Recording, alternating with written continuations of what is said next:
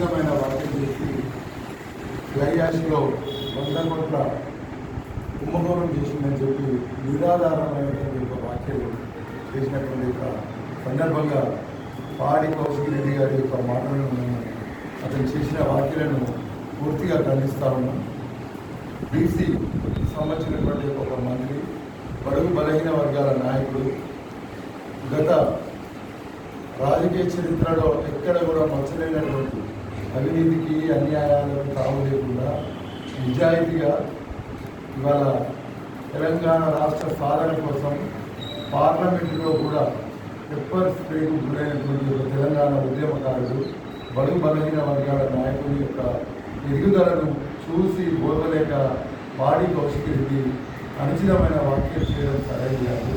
ఈ యొక్క సందర్భంగా నిరాధారమైనటువంటి ఒక వ్యాఖ్యలు చేసినటువంటి ఒక పాడి కౌశిక్ రెడ్డికి మేము బీసీ సంక్షేమ సంఘాల నుంచి ఒకటే డిమాండ్ ఇస్తున్నాం.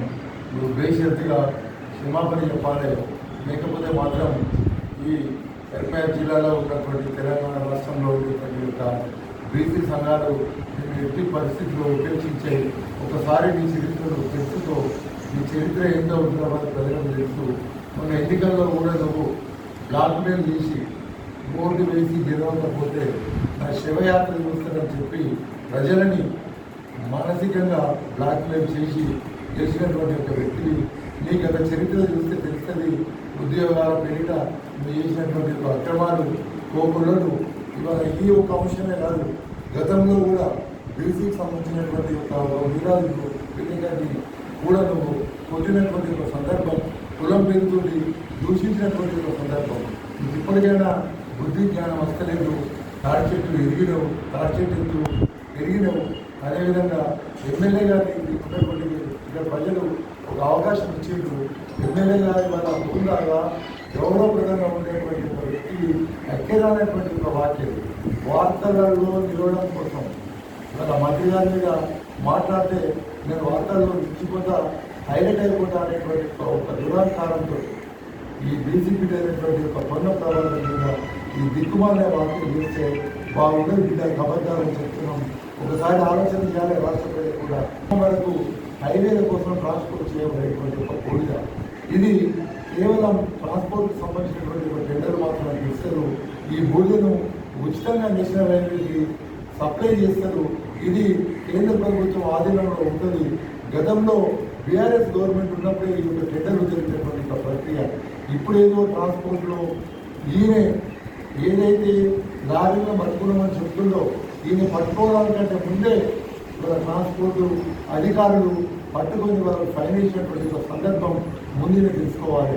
నేనేదో కొండంగా అవి ఎగ్గర పెట్టినటువంటి ఒక విధంగా ఇవాళ ఒక రాష్ట్ర ప్రభుత్వంలో ఉన్నటువంటి ఒక బీసీ ముఖ్యమంత్రి మీద అవాకులు చెవాకులు పేరితే నేను హైలైట్ అయిపోతాననేటువంటి ఒక దురాంకార భావన మానుకోవాలని చెప్తున్నాం. ఎక్కడ కూడా ఒక్క రూపాయి అవినీతి లేదు. గతంలో ఇవ్వబడినటువంటి ఒక టెండర్లు సజావుగా సాగుతున్నాయి. ఓవర్లోడ్ అయితే ఖచ్చితంగా ఆర్టీఐ అధికారులు పట్టుకుంటారు, వాళ్ళకి ఫైన్ వేస్తారు. అది వాళ్ళ డ్యూటీ. ప్రభుత్వం కూడా ఇప్పటి వరకు నిక్కచ్చిగా ఎక్కడ కూడా ట్రాన్స్పరెంట్గా ఇవాళ ప్రభుత్వ పథకాలు కానీ ప్రభుత్వ పాలన కానీ ప్రజాపాలన కొనసాగించినటువంటి ఒక ధర్మిల ఈ దిక్కుమాలినటువంటి యొక్క నిరాధారమైనటువంటి యొక్క వ్యాఖ్యలు చేయడం సరైనది కాదని చెప్పి ఈ యొక్క సందర్భంగా పాడి కౌశిక్ రెడ్డిని మేము హెచ్చరిస్తున్నాం.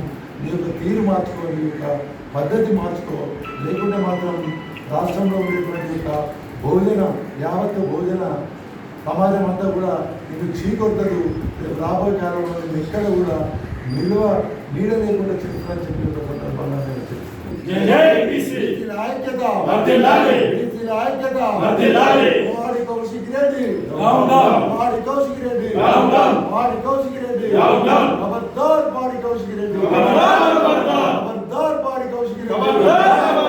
మంత్రి పొన్నంపై అంచిత వ్యాఖ్యలు చేసిన పాడి కౌశిక్